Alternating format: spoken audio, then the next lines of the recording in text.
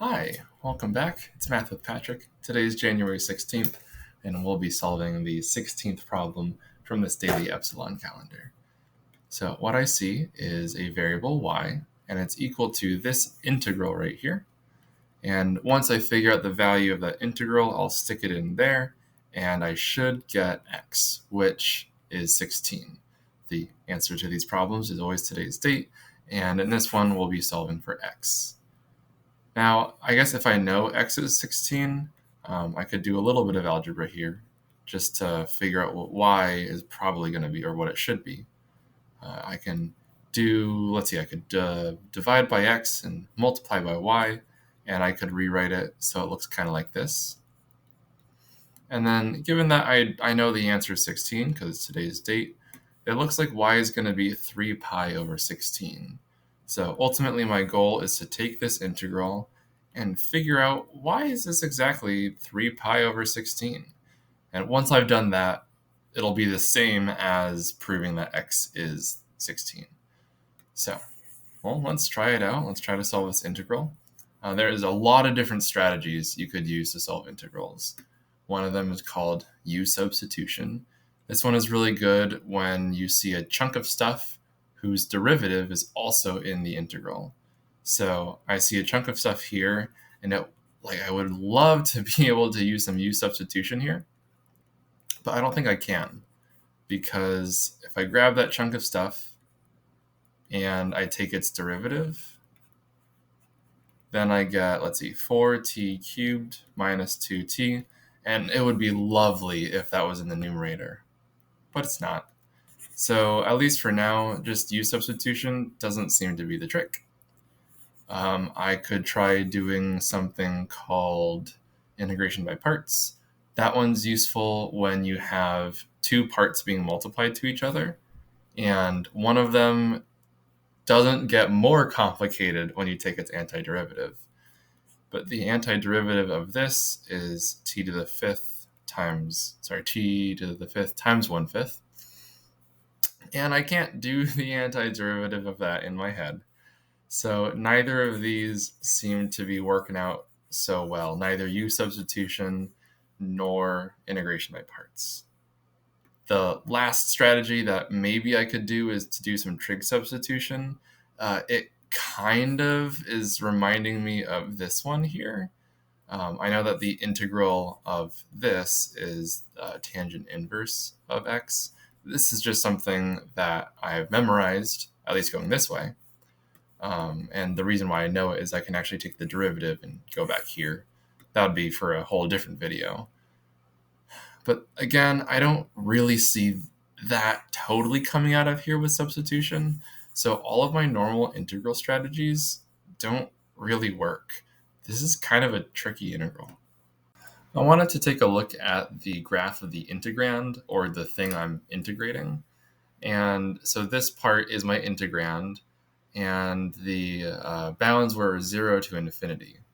And what I know about integrals and graphs is I'm essentially calculating the area under this curve between my bounds. So the lower bound is 0, so I'm starting here, and the upper bound is infinity. And I noticed that there's an asymptote at 0 here, and it apparently is a really strong one. And what I mean by that is it goes down to 0 so fast that Desmos is rounding it down to 0 already at x equals 4 or 5. So really the only area that I'm calculating is going to be right around here. And I could approximate it with a triangle. Maybe I could, try to do half base times height right here. Looks like my base is around 1. My height is around, it's exactly 1.29, etc. So we could say that's 1 1/4. And here, let me bring it back to my whiteboard. The area of a triangle is half base times height. And the base here is a 1, because I'm essentially going from a half to 1.5. The height was 5/4. And then I need this 1/2 from the formula. And then ultimately it says that the area of this triangle is 5/8. And looking back up at 3 pi over 16, I know 3 pi is about 9, and then 16 is still 16. And so here I'm kind of comparing 5/8 to 9/16. I guess I could double this one. It's 10/16. So I know that it should be ballpark around, 3 pi over 16. But this is just an approximation. How do I get an accurate answer for this? So I asked Wolfram Alpha to do the antiderivative for me. And just a warning, it's not pretty. Look at this. So the indefinite integral of what we got is this whole thing. Now this is a beast. Here I have a rational function where I have x's on top and bottom. Here's that tangent inverse I was talking about earlier. And then it has a complex input. So this is a complex number on the inside, multiplied by a complex number on the outside. And then the last term in here, let's see, this is some kind of conglomeration of complex numbers and irrational numbers all together, then once again multiplied by another tangent inverse of yet another complex number input. This is far beyond my knowledge of math. I can look at it and I know that it's really, really complicated, and that's about it. If I had a better, easier to use antiderivative, then I would use the fundamental theorem of calculus. I'd plug in the infinity, the upper bound, into all this, and subtract what I get when I plug in the zero, or the lower bound, from my antiderivative. There is no way I'm plugging in an infinity and a zero into this and evaluating it at all. I had to know. So on the previous tab, I had a sum. There's 3 things added up. And so these 3 tabs right here are the 3 terms in my sum. And I will try experimentally plugging in the infinity and the zero and seeing what happens. So the first one was the rational function I was talking about. And just based on the graph, I can see that it passes through the origin. So when I plug in a 0, I get a 0. And from this zoomed out graph, I can tell that I have a horizontal asymptote, and it looks like it's tending towards 0, kind of on both sides, like tending towards positive 0 here and negative 0 on the other side. Anyways, my assumption is that when I plug in positive infinity, I'll also get a 0 out of this.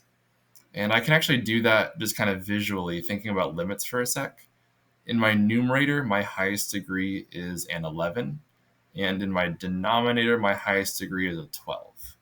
So that shows me that this bottom one outpaces the top. So yes, when I plug in a very, very large number, I should get something really close to 0. And also when I plug in a 0, I get something, well, it looks like it's exactly 0.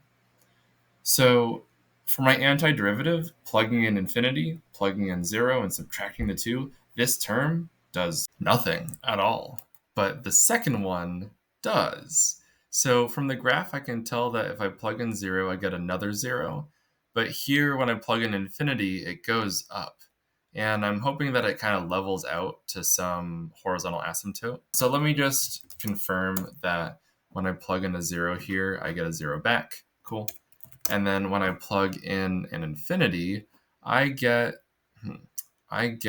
let's see, this real part here, so 243 times pi. And then I think I should just ignore the imaginary parts. So for this one, I get 243 pi when I plug in infinity, and I got 0 when I plugged in 0. So overall, thinking about that fundamental theorem of calculus, the infinity bound minus the 0 bound, this one gives me a 243 times pi. And here's the third and final part of that 3-part sum. So it looks like by just checking the graph, if I plug in a 0, I get a 0. I'm looking at this real part, not the imaginary one. And also, when x gets bigger, it seems to level out, so that's good. So it seems like I could plug in 0 and get 0. Let me just double check. Great, 0. And then let me see what happens with my upper bound for that integral.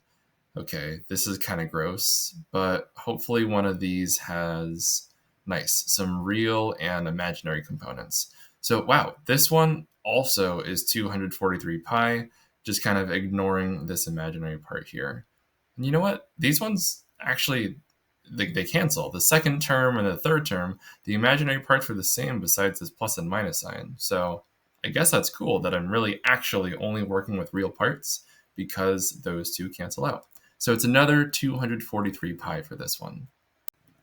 So this first part, when I evaluated it, it gave me a 0. And the second part here gave me a 243 pi. And the third part gave me another 243 pi. And both the second and third parts had equal and opposite imaginary components, and so they canceled out. Then all three of these things are being multiplied by 1 over 2,592 on the outside there. So I guess I could combine my 243s to get 486. The pi stays, divided by 2,592. And you know what? Let's pop over to Desmos and have it simplify this fraction for me. I don't really need to include that pi part, so I'm just going to do these two. And I get a decimal, but I can click this button right here and it gives me a simplified fraction. And there it is, 3/16. Okay, let me bring it back to the other one. Great, so it's 3 pi over 16, and that's what I wanted to set out to prove. If the integral is 3 pi over 16, then x has to be 16. Wow, what a problem. I mean, there's no way I could have found this antiderivative myself, but I'm glad I took the time to really pick it apart and understand, using that fundamental theorem of calculus, where I'm getting this 3 pi over 16 from. So thanks for coming along for this ride. We are all done today, and I'll see you in the next video. Bye.